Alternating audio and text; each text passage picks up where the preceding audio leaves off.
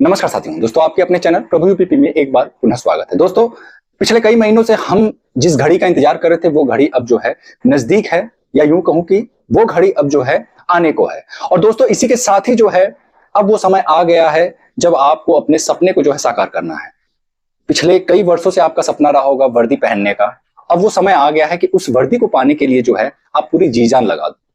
ये मैटर नहीं करता कि पिछले एग्जाम्स में आपके साथ क्या हुआ क्या नहीं हुआ, आपका स्कोर क्या था क्या नहीं हुआ, वो सारी चीजें भूल करके एक नए तरीके से और नए सिरे से आगे बढ़िए और फुल कॉन्फिडेंस के साथ जो है तैयारी करिए और एग्जाम भी पूरा कॉन्फिडेंस के साथ दीजिए। आप में से जो भी बच्चे इस वीडियो को देख रहे हैं, आपका किसी भी डेट में पेपर हो, चाहे 23, 24, 25, 30, 31, ये मैटर नहीं करता। मैटर करता है वो है आपकी पढ़ाई, आपकी तैयारी और आपका कॉन्फिडेंस। मैं बार बार कॉन्फिडेंस की क्यों बात करता हूं?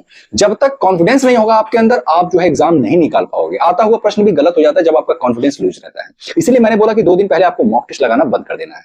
लेकिन दोस्तों इस वीडियो में हम बात करेंगे कि अब जब परीक्षा का लास्ट टाइम चल रहा है, मतलब ये जो हमारा लास्ट टाइम है, इस लास्ट टाइम में आपको क्या क्या पढ़ना चाहिए और किन चीजों से दूर रहना चाहिए, इस पर हम इस वीडियो में बात करेंगे, जो कि हमारा इस वीडियो का टॉपिक भी है। दोस्तों ध्यान दीजिएगा, परीक्षा में जो है आपके जीएस, हिंदी,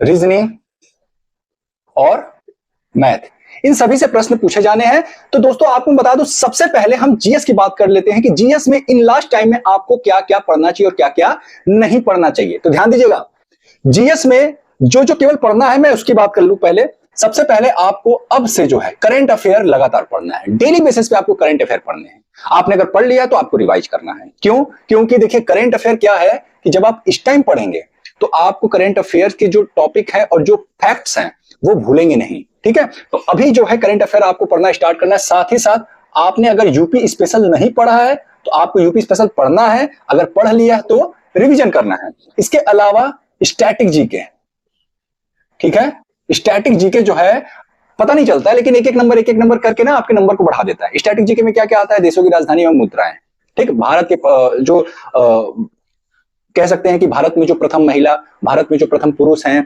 ठीक है, उसके अलावा जो विश्व में सबसे बड़ा लंबा ऊंचा, भारत में सबसे बड़ा लंबा ऊंचा छोटा, जो भी है इस तरीके का। स्टैटिक जीके में आपके पुरस्कार भी आते हैं, पुरस्कार वगैरह पढ़ लीजिए। और जो आपके खेलों से रिलेटेड हैं, जैसे फैक्ट कि हाँ स्क्वायर कट ये शब्द जो है किस खेल से संबंधित है, स्मैश ये किस खेल से संबंधित है, ये शब्द, इस टाइप के भी प्रश्न बनते हैं। ये सारी चीजें आपका स्टैटिक जीके में ही आता है। स्टैटिक जीके के लिए केवल एक बुक को आप फॉलो करिए, वो है लूसेंट। वो है क्या? लूसेंट को केवल फॉलो करिएगा। लूसेंट जो है कवर करा देगा आपका स्टैटिक जीके। ठीक है, उसके अलावा यूपी स्पेशल, देखिए ध्यान दीजिएगा, 4 प्रश्न इससे, यूपी स्पेशल से 3 प्रश्न मैं रख लेता हूं। अगर यूपी का करंट भी आप जोड़ दोगे तो लगभग 4-5 प्रश्न हो जाएंगे।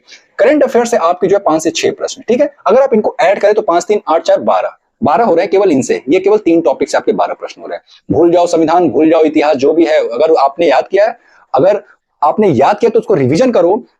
अगर आप देखो तो ये केवल इतने टॉपिक से आपके 12 प्रश्न बन रहे हैं, जो कि बड़ा इंपॉर्टेंट है। ठीक है, अब ध्यान दीजिएगा, जीएस में फिलहाल आपको केवल और केवल इतना ही काम करना है। और अगर आपने संविधान पढ़ा है उसका रिवीजन करिए, इतिहास पढ़ा है उसका रिवीजन करिए, आपने भूगोल पढ़ा है उसका रिवीजन करिए। भूगोल में आपको भारतीय भूगोल जो है अच्छे से पढ़ना है, विश्व भूगोल उतना नहीं पूछता है क्वेश्चन। हिंदी में क्या करना है भैया? हिंदी में सिर्फ और सिर्फ रिवीजन करना है। अगर आपने पढ़ लिया है, अगर जो टॉपिक रह गया है नहीं पढ़ा है तो भैया कोई बात नहीं, आप उसको पढ़िए। और दूसरी बात है कि रीजनिंग में आपको स्कोर करना बहुत आवश्यक है। कम से कम 32-33 तो आने ही चाहिए। जितना ज्यादा आप रीजनिंग और हिंदी में आप जो है कि प्रश्नों को सही करेंगे, उतना जो है आप पर प्रेशर जो है कम पड़ेगा बाकी सब्जेक्ट का। ठीक है, हिंदी में जो है ध्यान दीजिएगा, जो रचना है, रचना बहुत अच्छे से पढ़ जाइएगा। मैंने 2 वीडियो इस पे जो है बनाया हुआ है, उन दोनों ही वीडियो को आप जो है देख जाइए। मेरे इसी चैनल पर जाइए और प्लेलिस्ट में भी आपको दिखेगा वो दोनों वीडियो, और ऐसे आप जब विजिट करोगे चैनल पे तो वहां भी आपको दोनों वीडियोस दिख जाएंगे। ठीक है, चलिए हिंदी की बात हो गई। हिंदी के बाद अब बात कर लेते हैं भैया रीजनिंग की। रीजनिंग में आप जो है मिनी मॉक टेस्ट लगाते रहिए। मिनी मॉक टेस्ट रीजनिंग की लगाते रहिए। 2 ऐसे चैप्टर हैं जिसको कि आपको बार बार रिवाइज करना पड़ेगा। कौन कौन सा भैया? क्लॉक, कैलेंडर, है। एक और ले लेते हैं पासा। ठीक है, एक और ले लेते हैं पासा। ठीक, ये जो तीनों चैप्टर है भैया, इनको आपको जो है रिवाइज करना है, क्योंकि इन्हीं चैप्टरों से जो है कि क्वेश्चन गलत होते हैं। बाकी सब चीजें तो चलो ठीक है, आप 2 साल बाद लगाओगे तब भी नहीं भूलोगे। मैं जानता हूं कि अगर दिशा दूरी पूछ दे तो आप नहीं भूलोगे, ब्लड रिलेशन का कोई क्वेश्चन अगर आपसे पूछ देगा तो आप नहीं भूलोगे, ठीक है। लेकिन ये तीनों चैप्टर जो है आप रिवाइज जरूर कर लेना एक बार पेपर से पहले। मैथ की बात करें, मैथ में भी आपको जो है मिनी मॉक लगाने हैं, मिनी मॉक आपको जो है मैथ में लगाने हैं। दोस्तों मैथ में मेरा जो है CI SI परसेंटेज,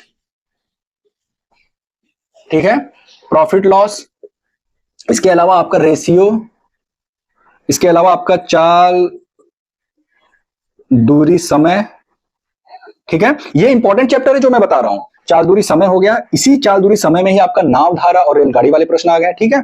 इसके अलावा आपका हो गया पार्टनरशिप यानी कि साझेदारी, ठीक है। ये बड़ा इंपॉर्टेंट चैप्टर है। अब ध्यान दीजिएगा, इन चैप्टरों को लगाने के लिए आपका बेसिक तो स्ट्रांग होना चाहिए।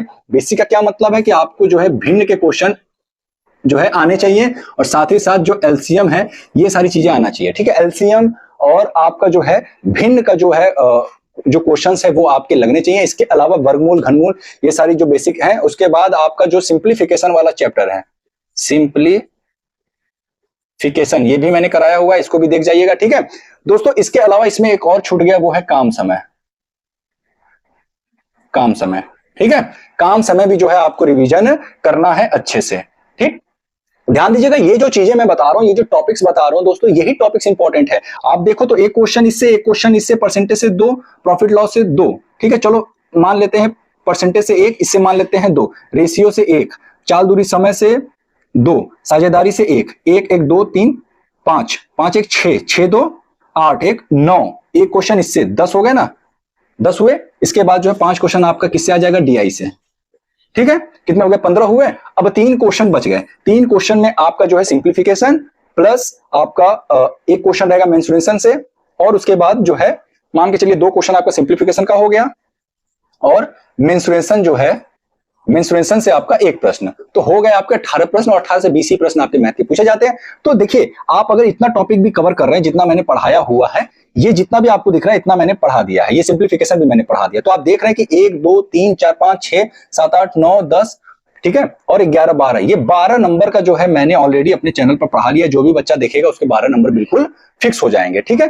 तो दोस्तों ये जो DI देख रहे हैं ना, DI कुछ अलग से नहीं है। DI में आपका परसेंटेज का यूज है, रेशियो का यूज है, एक और चैप्टर है वो है एवरेज। DI का मेरा जल्द एक वीडियो आएगा, उसमें हम 3 4 तरह के DI देखेंगे, ग्राफ वाले देखेंगे और पाई चार्ट देखेंगे, और उसमें सर्कल वाला जो अपना आता है, वो सारे तरह के जितने भी क्वेश्चन बनते हैं DI के, उन सभी क्वेश्चंस को देखेंगे। तो ये अंतिम समय में ये कुछ टॉपिक्स हैं जिसको कि आपको पढ़ना है। मैथ के ये हो गया भैया, रीजनिंग में आपको ये तीनों आपको रिवीजन अच्छे से करना है, क्योंकि बाकी सारे तो आप कर लेंगे, स्ट्रक्चर वाला कर लोगे। हाँ, मिसिंग नंबर क्या है, मिसिंग नंबर तो केवल और प्रैक्टिस, केवल जितना ज्यादा उसका प्रैक्टिस करो, डेली कम से कम 10-15 क्वेश्चन आप जो है मिसिंग नंबर का जरूर लगाओ, ताकि चीजें जो है आपके माइंड में जो है रिवाइज होती रहे। इसके अलावा हिंदी में फिर से एक बार बता दे रहा हूं भैया, रचना पे मेरी 2 वीडियो देख जाओ, बहुत इंपॉर्टेंट है, ठीक है, और ज्यादा नहीं, 40-40 मिनट का है दोनों वीडियो। उसके बाद जो है आपका जीएस में मैंने बता दिया, current affair, UP special static GK, ये लास्ट टाइम में आपको बहुत अच्छे से जो है पढ़ करके जाना है, इन्हीं से क्वेश्चंस आपके जो है फंसेंगे डायरेक्ट। इसके अलावा आपने जो पहले की चीजें पढ़ी हुई है उनको आपको रिवाइज भी करते चलना है। पेपर के 2 दिन पहले आपको मॉक टेस्ट लगाने बंद कर देने हैं, ठीक है। जिन बच्चों का पेपर 23, 24, 25 को है उनको ये स्ट्रेटेजी फॉलो करना है, और जिन बच्चों का पेपर 30, 31 को है उनको ये स्ट्रेटेजी फॉलो नहीं करना है। उनको क्या करना है भैया, उनको मॉक टेस्ट लगाते रहना है, और साथ ही साथ जो भी अभी टॉपिक उनको लग रहा है कि अभी और पढ़ना चाहिए, सिलेबस में कुछ चीजें छूट रहा है, उसको भी कवर करते रहे, साथ ही साथ रिवाइज करते रहे, ठीक है। करंट अफेयर जो है कि वो पढ़ना स्टार्ट कर सकते हैं। और रहेगी बात जो मैथ के ये सारे चैप्टर्स हैं, इनको जो है आपको, आपके पास अभी पर्याप्त समय है कि आप इन सारे चैप्टर्स को कवर कर सकते हैं। तो दोस्तों ये हमारी जो आज की वीडियो थी, उम्मीद करता हूं इस वीडियो के माध्यम से जो है आपके जो डाउट्स थे और आपके जो ये क्वेरीज आ रहे थे कि सर लास्ट टाइम में क्या पढ़ना चाहिए, क्या नहीं पढ़ना चाहिए, ध्यान दीजिएगा, लास्ट टाइम में क्या नहीं पढ़ना चाहिए। तो आपको मैं बता दूं, लास्ट टाइम में ऐसे बिल्कुल टॉपिक्स मत पढ़िए जो आपके लिए बिल्कुल एकदम नया हो। मतलब जिन टॉपिक से, बहुत सारे ऐसे बच्चे हैं कि जिनको मैथ का बेसिक नहीं आता, तो आपको मैथ पढ़ना ही नहीं है, आप नहीं सीख सकते, नहीं सीख पाओगे मैथ। जब आपने इतने समय में नहीं सीख पाया, तो फिर आप जो है बचे हुए 5-6 दिनों में आप मैथ नहीं सीख पाओगे। तो अगर आपका मैथ बेसिक मतलब आप 6-7 प्रश्न 8 प्रश्न कर ले जा रहे हो, तभी आप जो है कि थोड़ा ट्राई करिएगा कि कुछ और बढ़ा सके, क्योंकि बिना बेसिक के आप मैथ नहीं लगा पाओगे। और रहेगी बात, कोई ऐसा नया चैप्टर नहीं पढ़ना है कि जिसके बारे में आप बिल्कुल परिचित ना हो, जिससे जो है कि ज्यादा क्वेश्चन नहीं पूछा जाता। जैसे इकोनॉमिक्स किसी को नहीं पढ़ना है, इकोनॉमिक्स मत पढ़िएगा, बहुत ज्यादा क्वेश्चन नहीं आता। इकोनॉमिक्स से केवल बजट से रिलेटेड क्वेश्चन आ जाता है, जो कि बजट हमारा जो है करंट अफेयर के अंतर्गत कवर हो जाता है। ठीक है दोस्तों, तो ये रही आज की इंफॉर्मेशन। उम्मीद करता हूं कि आपको हमारी सारी बातें और हमारी सारी स्ट्रेटेजी समझ में आई होगी और आपको पसंद भी आई होगी। दोस्तों वीडियो कैसा लगा हमें नीचे कमेंट बॉक्स में लिखकर जरूर बताएं। दोस्तों अगर वीडियो अच्छा लगा तो प्लीज वीडियो को लाइक करें, चैनल को सब्सक्राइब करें। दोस्तों फिर मिलते हैं किसी अन्य वीडियो के साथ, तब तक के लिए जय हिंद, जय भारत।